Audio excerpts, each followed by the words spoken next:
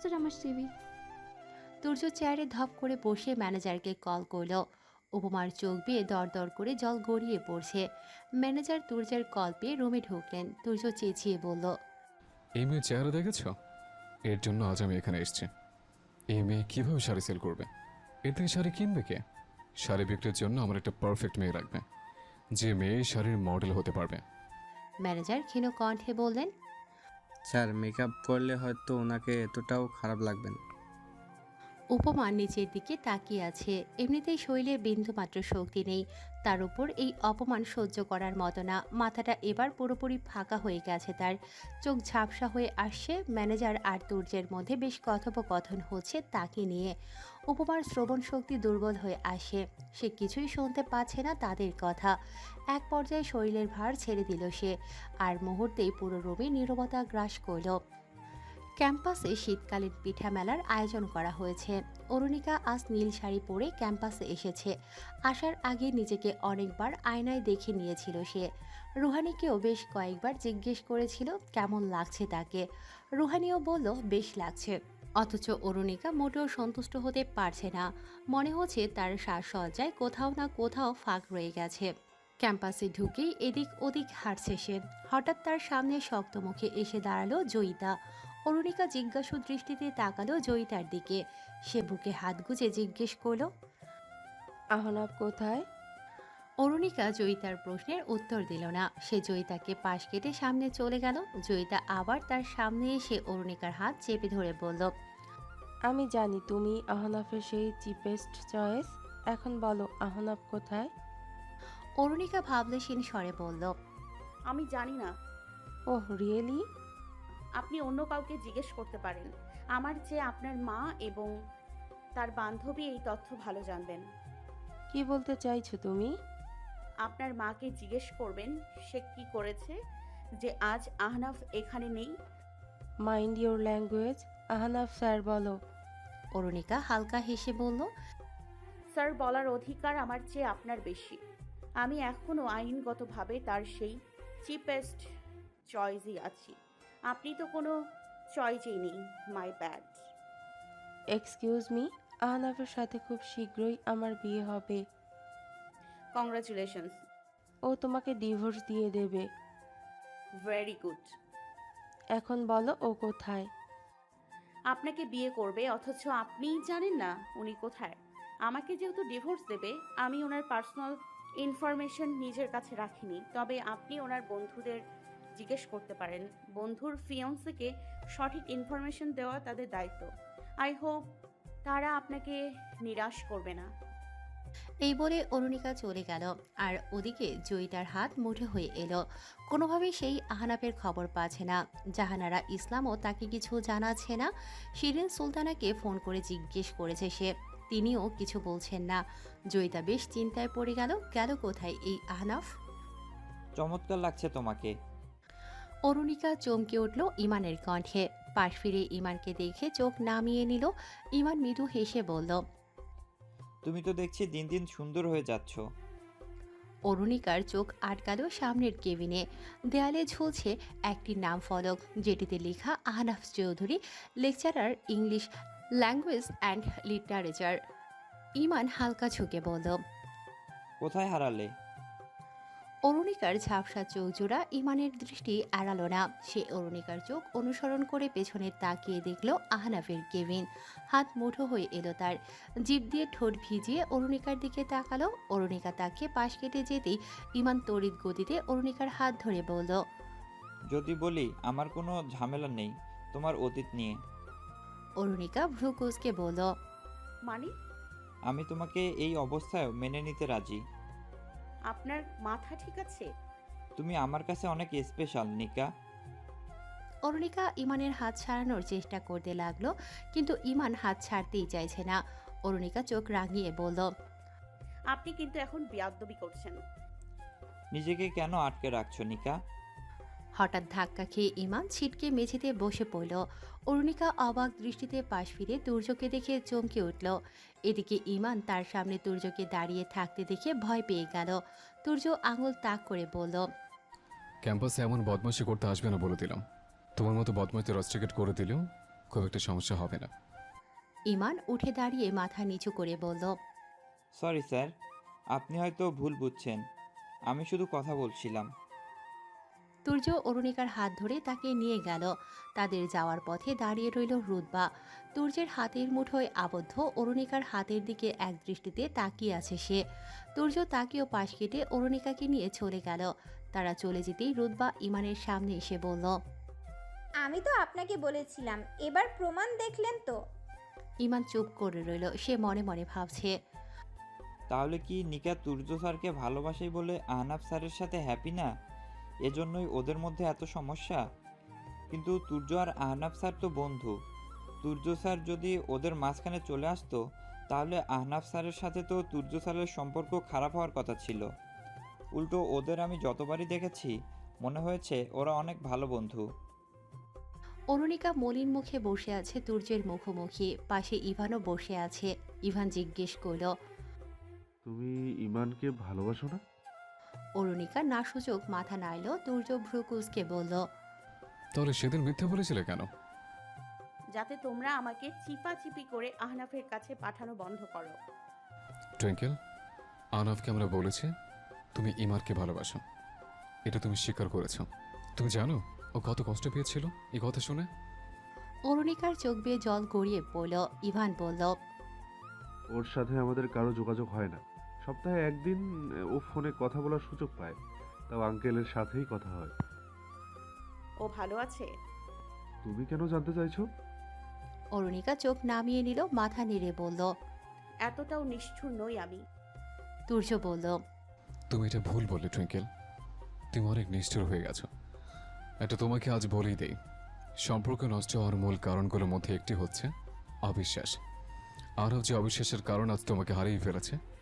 আর অন্য আরেকটিকে জানো? ইগো, জেদ। আর তুমি এখন সেই কারণটা ধরে রেখেছ। তোমার ইগো তুমি আরফের সামনে মাথা নত করবে না। ওকে উচিত শিক্ষা দিতে গিয়ে তুমি নিজেকে চরম শিক্ষা দিয়ে ফেলেছ। আমি আহনাফকে ভালোবাসি না। ঠিক আছে, মানলাম তোমার কথা। আমরা তোমাকে আর জোর করবো না, আরফকে জানাবো না। তুমি সেদিন মিথ্যে বলেছিলে। ও এখন এটাই জানবে তুমি ইমানের সাথে মুভ অন করেছ। এবার তোমার ইগো তোমাকে মোবারক। এই বলে তুর্য উঠে চলে গেল। ইভান দীর্ঘশ্বাস ফেলে বলল, আশা করব পরে আফসোস যাতে না হয়। আহনাবকে আমি এই কথা বলেছিলাম, আমার কথা শুনে নিও। এখন আফসোস করছে। অরুণিকা দৃঢ় কণ্ঠে বলল। আমি আফসোস করব না। ইভান ক্ষীণ হেসে চলে গেল। ইভান চলে যেতেই অরুণিকা দু হাত দিয়ে মুখ ঢেকে নিজেকে সামলে নিল। এরপর উঠে দাঁড়িয়ে বলল, আমি আহনাফকে ভালোবাসি না। আই হেট হিম। ও আমাকে যেই আঘাত দিয়েছে এর শাস্তি এত কম হবে কেন? আমি ওকে কখনোই ক্ষমা করব না। এটা যদি আমার ইগো হয়, then I like this ego. ক্লান্ত শরীরে তুর্যের স্টুডিওর বাইরে দাঁড়িয়ে আছে উপমা। দুদিন আগে তুর্যের অফিস রুমে জ্ঞান হারিয়ে ফেলেছিল সে। এরপর সেদিন চোখ খুলে নিজেকে হাসপাতালের আবিষ্কার করেছিল। পাশে তুর্যকে দেখেনি উপমা। ম্যানেজার সাহেবই ছিলেন। তিনি উপমাকে তুর্যের স্টুডিওর ঠিকানা দিয়ে বলেছিলেন, চাকরিটা বেশি প্রয়োজন হলে স্যারের সাথে আলাদাভাবে কথা বলতে পারো। উনি প্রায়ই ওনার স্টুডিওতে থাকেন।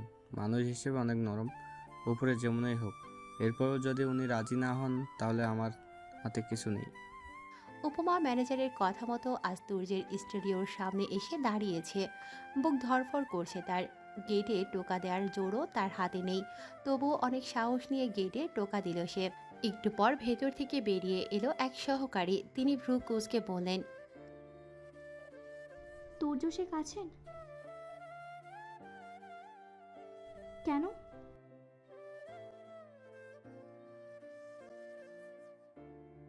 আমি ওরকম কেউ নই। আপনিও ওনাকে গিয়ে বলবেন আমি উপমা করিম। উনি নাম বললে আমাকে চিনবেন। আমি খুব জরুরি কাজে এসেছি, উনি একটু যদি সময় দিতেন। সহকারীটি গেট বন্ধ করে চলে গেল। উপমা ২০ মিনিট ধরে বাইরে দাঁড়িয়ে রইল। আবহাওয়া ঠান্ডা, তাই খুব একটা অসুবিধে হচ্ছে না তার। ২০ মিনিট পর সহকারীটি বেরিয়ে বলল, এত দেরি? এখানেই আসবো? আচ্ছা, ধন্যবাদ আপনাকে। উপমা এক বুক আশা নিয়ে চলে গেল। এরপর অফিসের কাজ সেরে সোজা জামাল খান মোড়ে চলে গেল। ঘড়িতে 9:30। আধা ঘন্টা আগেই চলে এসেছে সে। বসে থাকতে থাকতে 10টা বেজে গেল। উপমা এখন অস্থির হয়ে যাচ্ছে।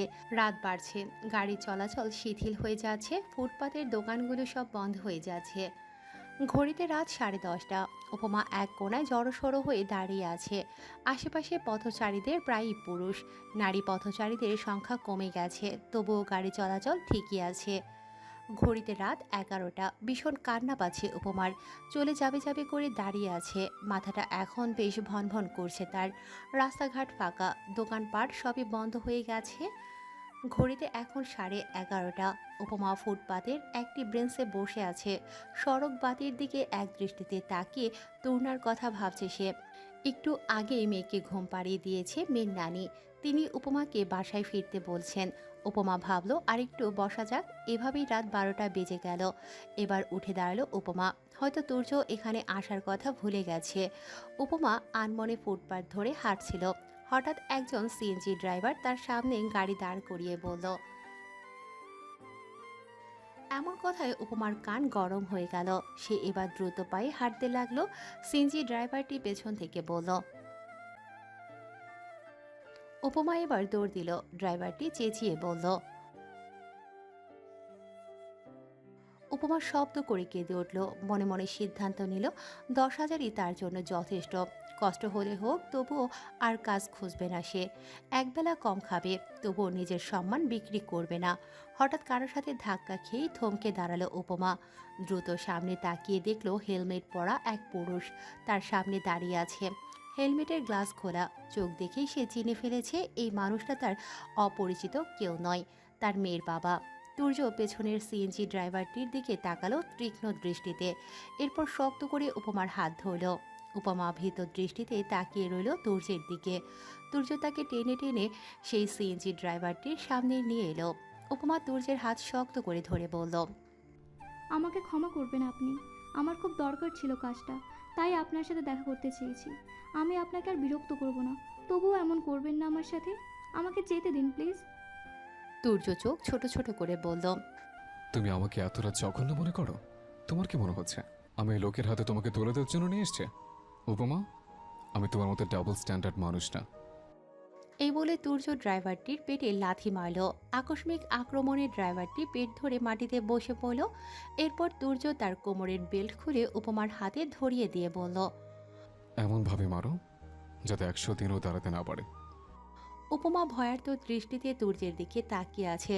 তুর্য বেল্ট টেনে নিয়ে বলল। ধুর, তুমি কোনো কাজের না। এই বলে তুর্য ড্রাইভারটিকে ইচ্ছে মতো মারতে লাগলো। উপমা কাপা কণ্ঠে বলল। পুলিশ এসে আপনাকে ধরে নিয়ে যাবে। হ্যাঁ, আসতে দাও। আমার চাচা এখানকার থানার ওসি। আমাকে ধরে নিয়ে গেলে এই শয়তানটাকে তো ফাঁসি দিতেই হবে। ড্রাইভারটি সুরেলা বিলাপ করে বলল। সুর দিয়ে ক্ষমা প্রার্থনা করা এই প্রথম শুনছে উপমা। গ্রামে কেউ মারা গেলে এমন সুরের সাথে বিলাপ করতে দেখেছে সে, কিন্তু আজ এভাবে ক্ষমা চাওয়ার ধরন দেখে বেশ মজা পেল। তবুও সে নিজের হাসি আটকে রাখল। এদিকে তুর্য ড্রাইভারটির লুঙ্গি টেনে ধরে বলল। শালা, আমার কাছে মাফ না চাইয়া এই ভদ্র মহিলার কাছে যা, নয়তো এখানে টান মারে বেজ্জত করে বাসায় পাঠামো। তুর্যের মুখে এমন অশুদ্ধ ভাষা শুনে চমকে উঠল উপমা। ড্রাইভারটি উপমার পা ধরতে গেলেই তুর্য তার জুতো দিয়ে ড্রাইভারটির হাত চেপে ধরে বলল। এই বাহানা দিয়ে পা ধরবে। ড্রাইভারটি জিভে কামড় খেয়ে দু হাঁটুতে ভর দিয়ে কান ধরে বলল। তুর্য উপমার হাত থেকে ব্যাগ নিয়ে ভেতর থেকে 100 টাকা বের করে ড্রাইভারের হাতে ধরিয়ে দিয়ে বলল। যা, মেডিকেলে গিয়ে এই মার্কাও চেহারা দেখাইস। এই চেহারা জেনারেল সিট পাবে কিনা সন্দেহ। সিঁড়িতে বসে ট্রিটমেন্ট করাইস। 100 বেশি দিছে তোরে, 50-এর যোগ্য না তুই। ড্রাইভারটি অনেক কষ্টে উঠে সিএনজি নিয়ে চলে গেল। উপমা আশেপাশে একবার চোখ বোলালো। রাস্তায় যেই কয়েকজন আছে তারা দূরে দাঁড়িয়ে এই দৃশ্য দেখছিল। এত রাতে মারামারির মধ্যে এসে নিজেদের জন্য ঝামেলা বাড়াতে কে চায়। তুর্য এবার তার বেল্টটি কোমরে বাঁধতে লাগলো। উপমা এক দৃষ্টিতে তুর্যের মুখের দিকে তাকিয়ে আছে। তুর্য বেল্ট বাঁধা শেষে উপমার দিকে তাকিয়ে ভ্রু কুঁচকাল। উপমার সাথে সাথে চোখ সরিয়ে নিল। তুর্য দাঁতে দাঁত পিষে বলল। লিসেন মিসেস উপমা, আমি আপনাকে ঘৃণা করি, তো এইভাবে তাকিয়ে আমার মন গলানোর চেষ্টা করবেন না। এত সহজে আপনি আমার মনে জায়গা পাবেন না। আর আপনার চাকরিটা এক শর্তে হবে, যদি আপনি আমার বাসায় এসে কাজ করেন। উপমা ভ্রু কুঁচকে তাকালো। তুর্য বলল। লাইক বুয়ার কাজ। উপমা মাথা নিচু করে ফেলল। তুর্য বাঁকা হেসে বলল। আমরা 6 জন ব্যাচেলর থাকি। প্রতিদিন রান্নাবান্না অনেক ঝামেলা হয়ে যায়। সকাল 6টায় আসবেন, নাস্তা বানাবেন 6 জনের জন্য। এরপর আমার সাথে অফিস যাবেন। দুপুরে বাইরে খাই আমরা, তাই দুপুরে আসতে হবে না। কিন্তু রাতে কাজ শেষে বাসায় এসে আপনি আমাদের জন্য রান্না করবেন। আর শুধু আমার জামা কাপড় ধুয়ে দিলেই হবে, বাকি কিছু করতে হবে না। উপমা চুপ করে দাঁড়িয়ে রইল। তুর্য বলল। রাজি? উপমা মাথা নেড়ে হ্যাঁ বলল। তুর্য কিছুক্ষণ চুপ করে উপমার দিকে তাকিয়ে রইল। এরপর তার হাত ধরে বলল। রাজি কেন হয়েছ? আর তোমার এই অবস্থা কেন? তোমার সেই সুগার চাটি কোথায়? তোমাকে প্রেগনেন্ট করে দিয়ে চলে গেছে? উপমা চকিত দৃষ্টিতে তুর্যের দিকে তাকালো। তুর্য মলিন হেসে বলল। তুই কি ভেবেছিস আমি কিছু জানি না? আমি সব জানি। আর এজন্যই তোর মতো পেশাকে ছেড়ে দিয়েছে। উপমার চোখে অশ্রু ভিড় করল। সে তুর্যের হাত ধরে বলল। আপনি আমাকে এই জন্য ছেড়ে দিয়েছেন? তুর্য এক ঝটকায় উপমার হাত ছেড়ে দিয়ে বলল। এই চোখের পানিতে আমি করবো না মিসেস। তোমাকে বিয়ে করে চরম শিক্ষা হয়ে গেছে আমার। কেউ জানে না আমাদের বিয়ে হয়েছে, এখন তোমাকে তো সামনে পেয়েছে। এবার সবার অজান্তে এই সম্পর্কটা শেষ করে দেব। বিয়ে হয়েছে সেটাও কেউ জানে না, ডিভোর্সের কথাও কেউ জানবে না। আফটার অল আমার নিজের একটা লাইফ আছে, আর আমার একটা মেয়ে পছন্দ হয়েছে। আমি ওই মেয়েকে বিয়ে করব। উপমা শক্ত মুখে দাঁড়িয়ে রইল। তুর্য উপমার মুখের দিকে তাকিয়ে বলল। চলো তোমাকে নামিয়ে দিই। উপমা চুপচাপ তুর্যের মোটর সাইকেলে উঠে বসল। পুরো রাস্তা তারা নীরব ছিল। তবে তুর্য একটু পরপর সম্মুখ দর্পণে উপমাকে দেখে গেছে। বাসার সামনে আসতেই উপমা নেমে পড়ল। ভ্রুকুসকে বাসার গেটের দিকে তাকিয়ে বলল। আপনি কিভাবে জানলেন এটা আমার বাসা? তুর্য এক নজর উপমাকে আপাতমস্তক দেখে নিয়ে চলে গেল। উপমা শূন্য দৃষ্টিতে তুর্যের যাওয়ার পানে তাকিয়ে রইল। মনে মনে বলল।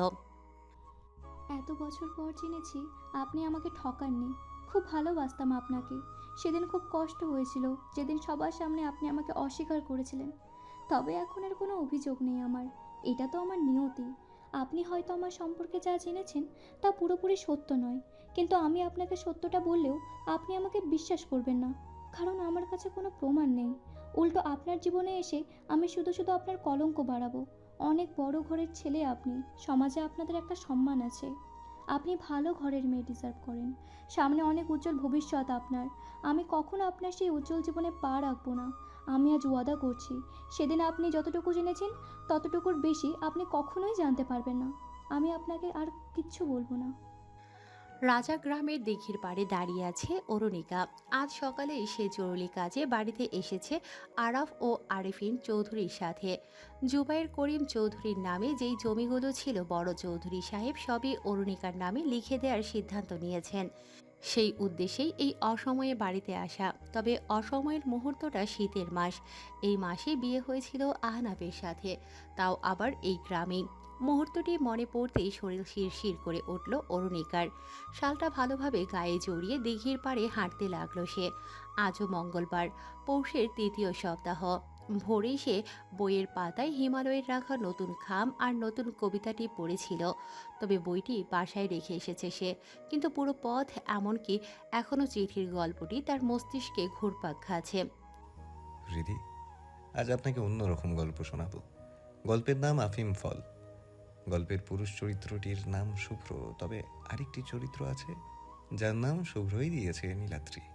নীলাদ্রি কিন্তু কোনো মানুষ চরিত্র নয়, এটি একটি প্রজাপতি। অবাক হচ্ছেন? তাই তো বলেছি এই গল্পটা অন্যরকম। নীলাদ্রি একটি নীল প্রজাপতি। রোজ এক বাগানে এসে ফুলে ফুলে উড়ে বেড়ায়। বাগানটি ছিল শুভ্রের। সে একজন কবি। শুভ্রের আপন বলতে কেউ নেই। সে শহর ছেড়ে দূরে একটি বাড়ি করেছে, যেখানে লেখালেখিতে কোনো বাধা আসবে না। শুভ্র ছিল আফিমখোর। সে সারাদিন বসে আফিম খেত, রাতে কবিতা লিখত, আর ভোরে তার আফিমের নেশা কাটত, আর তখনই সে বাগানে এসে বসত। শুভ্র খেয়াল করলো তার বাগানে রোজ একটি নীল প্রজাপতি উড়ে বেড়ায়, মাঝে মধ্যে তার কাঁধে এসে বসে। শুভ্র একা থাকতো বিধায় সেই প্রজাপতির সাথেই কথা বলতো। এভাবে কয়েকদিন কেটে গেল। শুভ্র সেই প্রজাপতির নাম রাখল নীলাদ্রি। এবার বরং তাকে নীলাদ্রি বলেই সম্বোধন করি। তো আমাদের কবি শুভ্র নীলাদ্রিতে অভ্যস্ত হয়ে পড়েছিল। আফিমখোর শুভ্র যখন আফিম খেয়ে ঘুমাতে যেত, নীলাদ্রির নারী রূপ ধরে তার সামনে এসে দাঁড়াতো। তার সারা দিনের কথার উত্তর দিত স্বপ্নে এসে।